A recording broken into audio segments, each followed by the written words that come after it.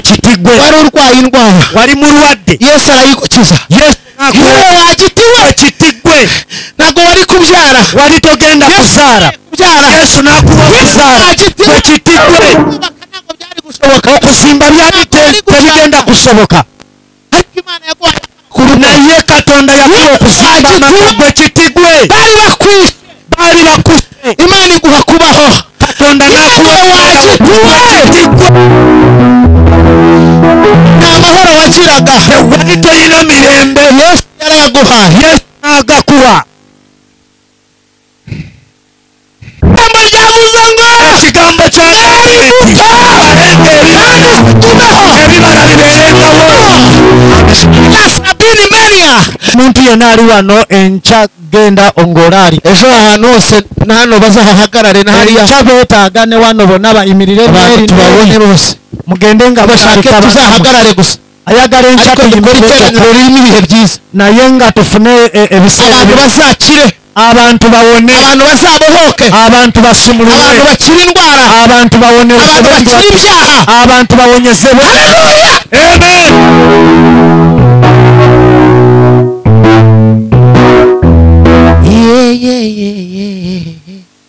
oh hey oh Now we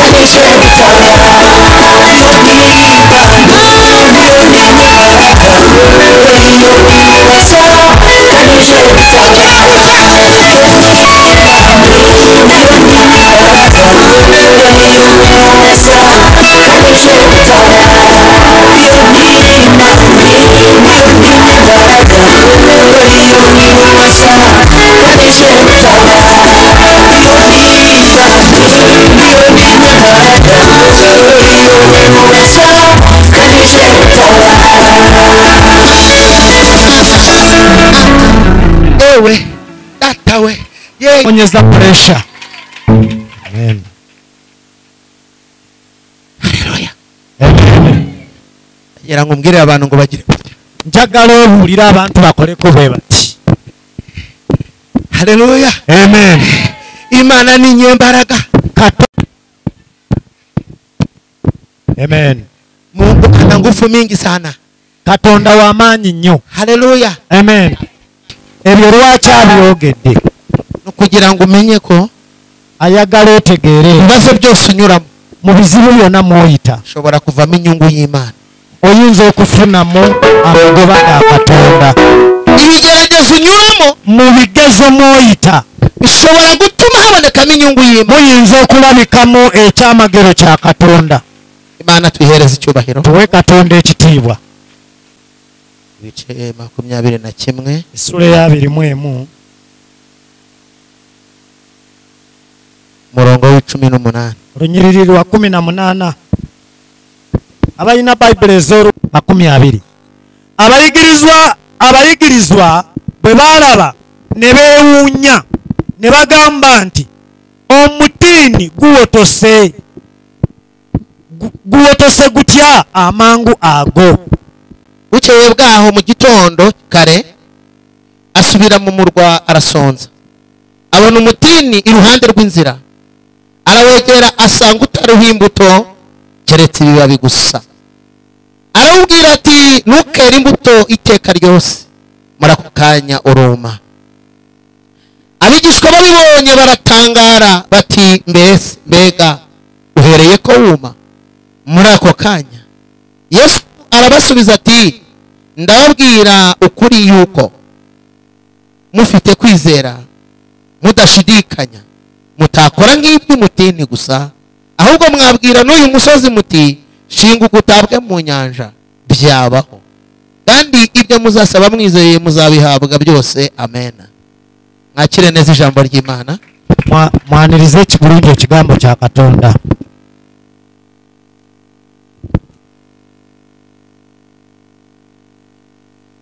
Tugiye kuganira ijambo rivuga ngo Yesu Kristo. Tugenda kunyumya ku kigambo ekigamba nti Yesu Kristo, Imana yo mu ijuru, Katonda wo mu ggulu, inyotewe, ifite inyota, ayina ennyonta y'ibintu byawe, ey'ebintu byo. Imana inyotewe wowe. Katonda ayina ennyonta yo gwe. Haleluya. Amen. Imana inyotewe, Katonda ayina ennyonta ibintu byawe, ey'ebintu byo.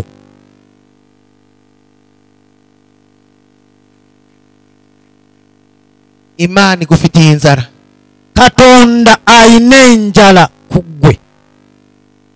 Imana ifite inzara kubera wowe. Katonda ayina enjala kubeera ggwe. Harageze ngo Imana isonzera ibyawe.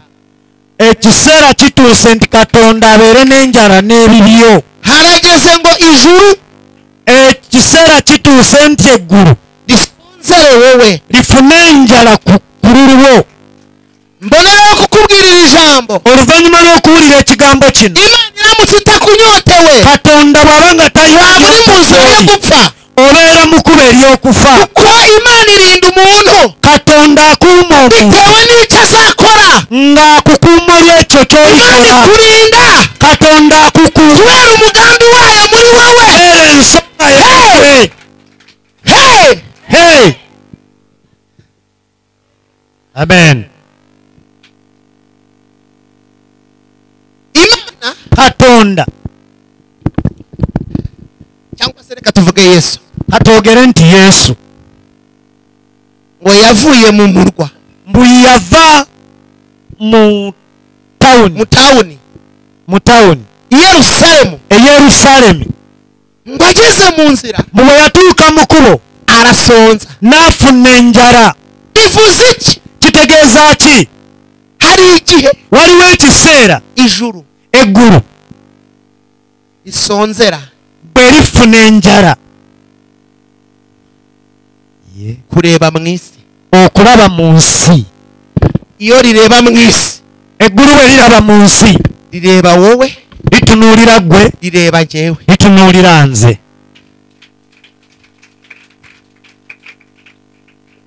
kandi muri uwo mwanya mu kaseera ako riba rishaka eggulu liba lyagala kubona igisubizo okufuna ekyokudamu kivuye kuri wowe ekiva gy'oli cyangwa kuri jyewe oba ku nze.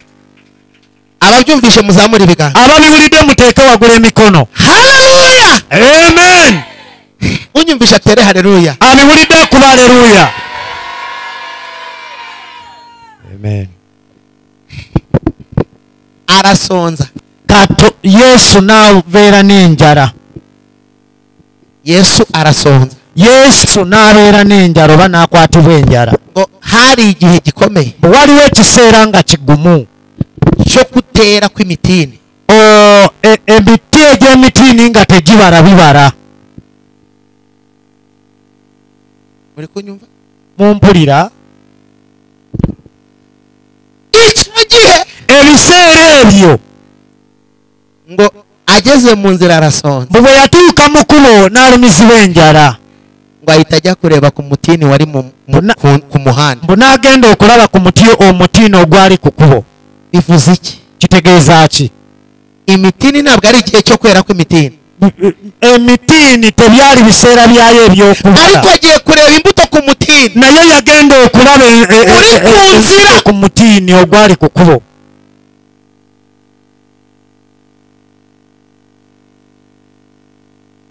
muri kunyumva muwulira? omutiini guno ngo ntabwo cyari igihe cyo kwera kwayo cyali kiseera kyagwo ekyokubala ariko yesu naye Yesu ajya gushakayo imbuto n'agenda okunoonya Kristo. yari azi aho imitini itakwiye kwera muri icyo gihe iri yali amanyi emitiini egyali tegibala mu biseera ebyo gye gyali. yari iriyo hirya mu ishyamba gyali eyo mu nsiko. ahantu wadukuye ni wabo w'inyamaswa mu butayu budatuwe hari hegereye urupfu uzi kurinda mana we naho abarinzi barorera umudugudu wawurinda. Amen. ntabwo cyari igihe cyo kwera kw'imiti cyali kiseera ekyokubala ebibala ku mutiini ariko uyu nguyu wo naye omutiini guno aho wari uri we gwali ntabwo wari wemerewe tegwali gukkiriziddwa obutabala. bivuze iki? bitegeeza ki? hari ibiti bigira sizoni waliwo ebiti ebibeera ne sizoni zaabyo. hari n'ibiti bihora bifite imbuto waliwo n'ebiti ebibeerako n'ekibala. umuntu warokotse omuntu eyalokoka umuntu wakijijwe omuntu eyalokoka ni igiti kiti gihora cyera ekibeerako haribuza n'ikigambo cya katonda ekyo kye kigambo kya Katonda. ijambo rivuga ekigambo kyogera ngo mwere imbuto kigamba nti mubalenga ebibala zibeerengako zibeerengako zibeerengako si bya si bya kwezi nedda nsigo ezibeerako ezibeerako zibeerako ezibeerako.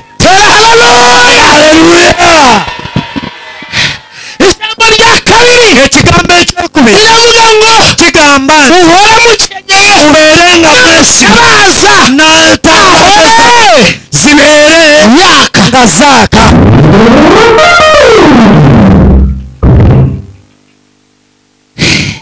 hari ibiti waliwo emiti byemerewe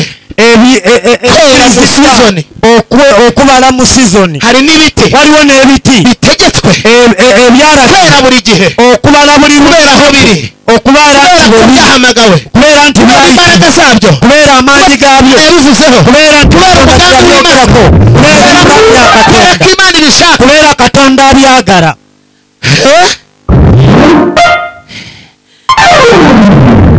Amen. umuntu muri kumwe gwoli naye ubwira ijambo rikomeye mugambe kugira ngo wowe kubanga nta burenganzira ufite toyina lukusa kuba mu buzima butera imbuto okubeera mu bulamu obuteyagaza guhera none okuva ne leero utegetswe olagiddwa kwera imbuto okubala ebibala kandi zikagumaho era ne bibeerawo si sizoni ntabwo ari nedda ugomba kugumaho olina okubeerawo mu gitondo zikagumaho ne ku makya nimugoroba zikagumaho n'akawungeezi ne zibeerawo zikagumaho mu bulwadde abantu basanze zikagumaho abantu nga bakukyaye ne zibeerawo abantu nga bakusombye ne zibeerawo ne mu bulwadde zibeerawo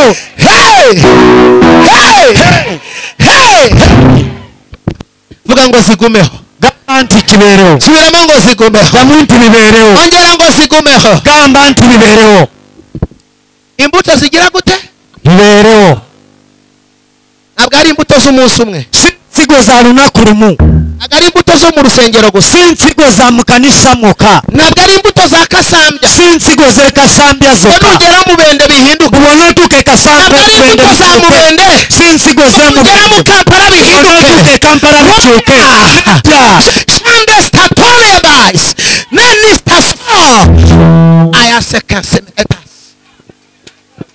zigumeho bibeerewo etestakite de ber god estator hene takoste heya bea stefan zigumeho bibeerewo Selate no atekasti high wisdom hipesta atehot zigumeho bibeerewo imana ishaka ko ziba umunsi umwe ntabwo imana yashaka kuba umukizwa hano katonda tayagala obeera kureba ujye mu kabari mbubona otuuka gye batakulaba oyingira ebbaala ibitedo za lahazini wisite rayisi ntabwo imana ishaka ko katonda tayagala nti utendereza mu rusengero otendereze wano mu kanisa nugera mu kazi tukane nti wona otuuka mu kuyombe nedda imana irashaka ngo zigumeho katonda ayagala ebibala bibeerewo abanyumvisha haleluya owulidde haleluya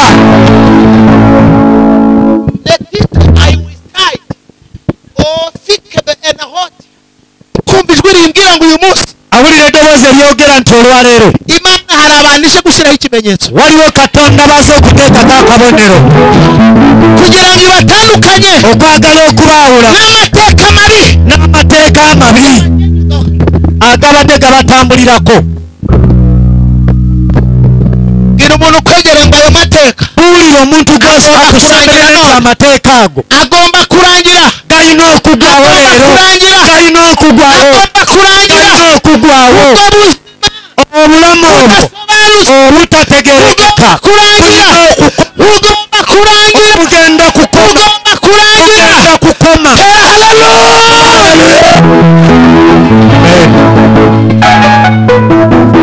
zigumeho zibeerewo ushonje zigumeho bw'oba ng'oli muyala zibeerewo zigumeho ng'oli mwavu zibeerewo udafite sente zigumeho katolina sente abantu zibeerewo bakwanze zigumeho nga bakukyaye harimo zibeerewo bakuroga imbuto waliwo abakuloge naye ensigo zibeerewo karabe karabe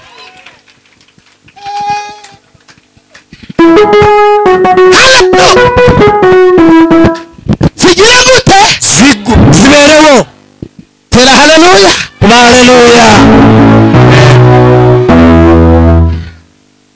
uzi impamvu kiriya giti yesu yakivumye omanyi lwaki ekiti kiri yesu yakikolimira ni ahantu cyari kiri wewantu wekyali ngo cyari ku muhanda mbu kyali ku kkubo ngo ariko kitagira imbuto naye nga tekiyina nsiko gifite ibibabi gusa naye mbu nga bikoola byokka oshe nga kyakula cyabyibushye nga kyagejja kikarya umunyigi nga kirya bulungi kigatendereza nga kibuuka kikarya isosi ne kirya bulungi kigatendereza ne kibuukabuuka ibinyobwa ne kirya n'ebinyoobwa kigatendereza kibuukabuuka ariko warebamo imbere naye bw'otunula mu ukabona maaso imbuto n'obulako ekibala ni uvuga yesu kuvuga wulira yesu n'agamba ati yewe wagitiwe kitigwe kiba muri korari bwe kibeera mu kwaya kidashobora gutura ekitasobola kuwaayo gukizwa yewe wagitiwe kitigwe gishaka kudiyakona ekyekidiyakoni kikabara ibyacumi by'abandi ne kibala ebyekumi ebyabalala kigatanga icyacumi naye cyo nga tekiwaayo yewe wagitiwe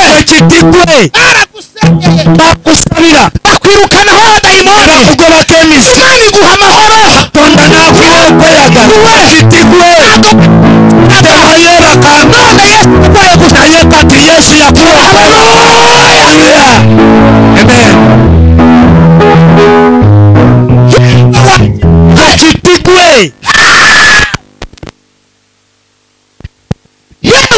waki gwe kiti gwe yewe wagitiwe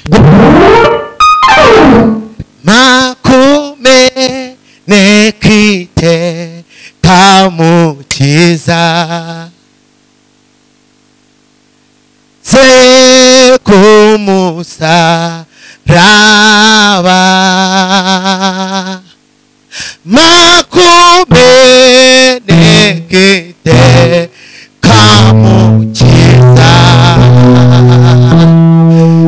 ujume na buride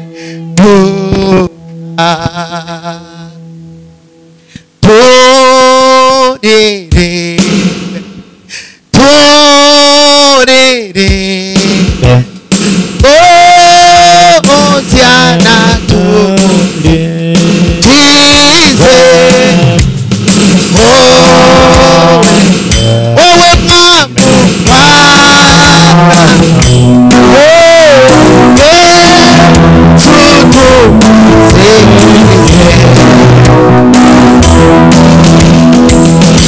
Yesu afite inyota. Yesu ayine inyota. Yesu afite inyota. Yesu ayine inyota. Kubona wakijijwe neza. Yesu abanga bawo. Yesu afite inyota. Yesu ayine inyota. Kubona uri kunesha ibiri kunesha abango wangure ebikurwanyisa.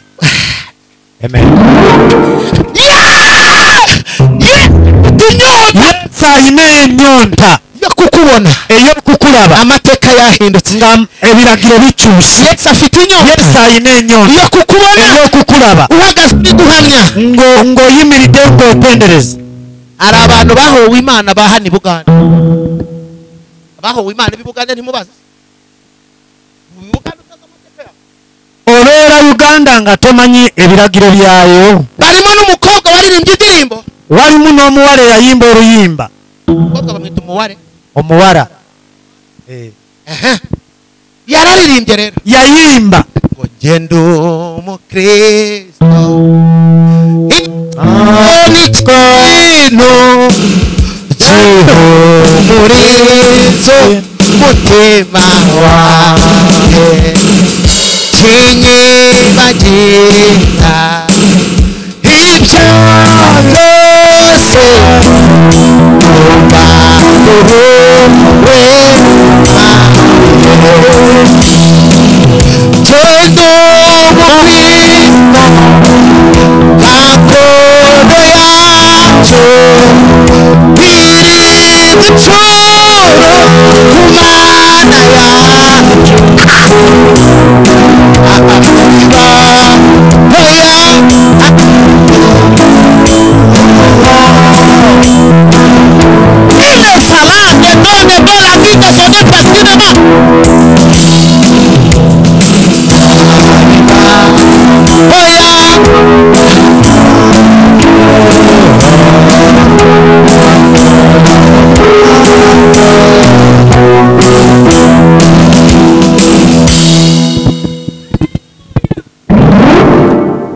Yesu anyotewe.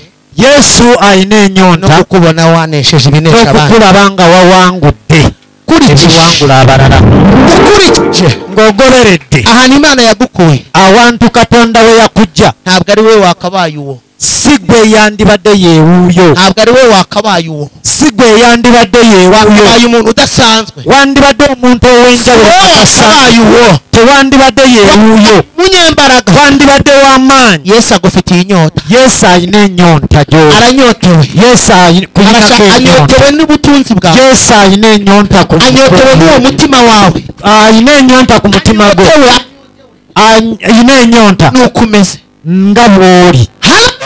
Amen. tugiye no gusenga, tugenda kusaba.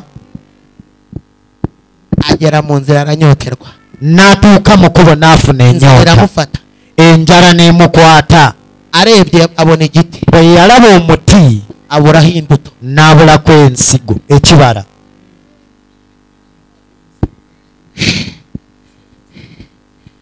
umuntu muri kumwe mubwire ngo bingana no kubura umumaro, gw'oli naye mugambe nti kyenkana n'okubeerawo nga tolina mu mugambi w'Imana.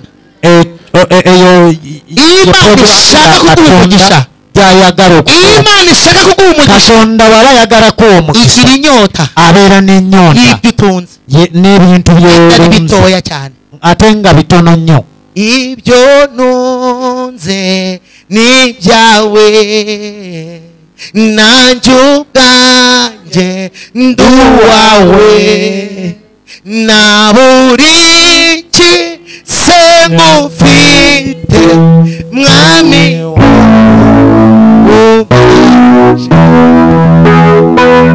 na buri se ngufite mwami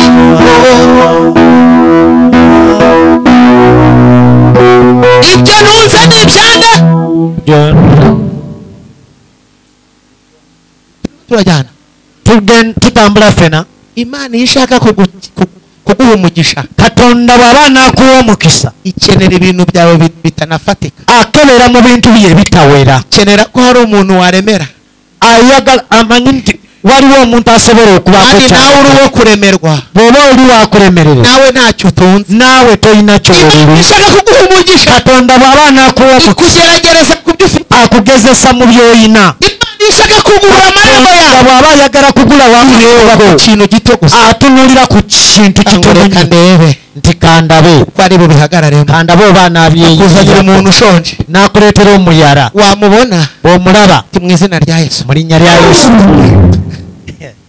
genda, wamwirukana bw'omugoba ukaba wirukanye amadolari, n'oba ng'ogobye zidola, wirukanye etaje, n'oba ng'ogobye kashi, wirukanye urubyaro kandi ng'ogobye Imana yagiraga ngo urebe uko witwara muri icyo kibondo, n'aba nga uzibure azibure n'abaanayo inda yawe, n'abaana ubyara abahungu n'abakobwa, ozaale abalenzi n'abawala.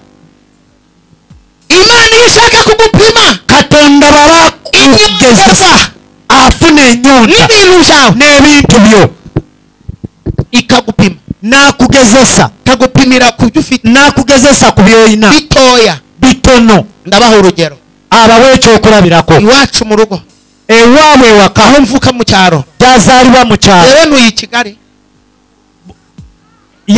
yabeera mu Kigali, mu Kigali, abeera e Kigali. haleluya, Amiina, haleluya. amen. Hanyuma rero oluvannyuma aho ntuye waabeera ntabwo ariho mvuka, si wazaalibwa, ngewe mvuka mu cyaro, yazaalibwa mu kyalo, iwacu ni mu cyaro, ewaabwe mu kyalo, mu burengerazuba, ebugwanjuba,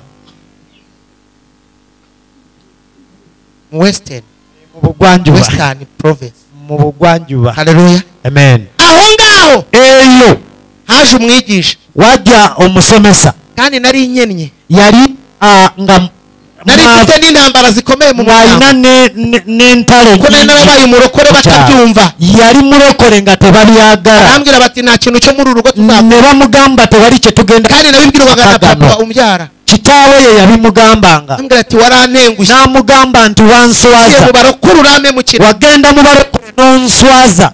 hanyuma haza iwacu umuvugabutumwa, bwe wajja omubulizi w'enjiri, sanga turi kubaka inyubako, n'asanga nga bali mu aba wansi abasembayo, aravuga ati ubu uyu munsi n'agamba nti olwaleero ndashaka ko njagala nti mwese mwumva ijambo ry'Imana, mwena muwulire ekigambo kya Katonda, mugiye gukora uyu murimo, mugenda kukola mwebwe Imana yambwiye ngo muwukore, mwe Katonda bwe yagamba umugisha, omulimo guno abawo omukisa. Imana yambwiye ngo Katonda yaŋŋambye tugiye kubahindura abakire, agenda kubafuula kubera ko abakadde, mugiye kubaka inyubako kubanga yayo, mugenda kuzimba ekizimbe rero olwa ne leero nimwe murakora mwe